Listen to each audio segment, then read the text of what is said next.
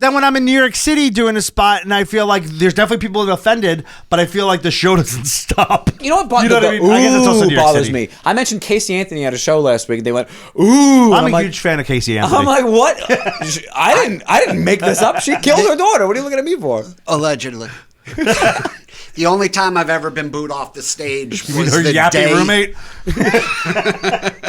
was the day after the Casey Anthony verdict, and I opened with a Casey Anthony joke and got booed off the stage. That is the definition of just You got off the stage? Booed off. No.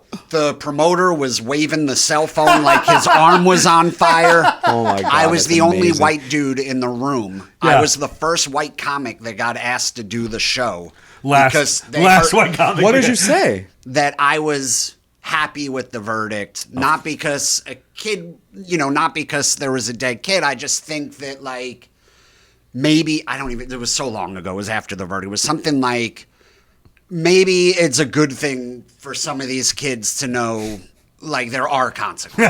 right. Something like that. Right. You know what's funny about that? Which is what, like you just said, I wish I kind knew of you so I like could have seen it. people not understanding it. And I think that's the problem with They think we're comedy being serious up there. these days. Yeah. And I think that there are comedians who don't understand that they are saying a statement.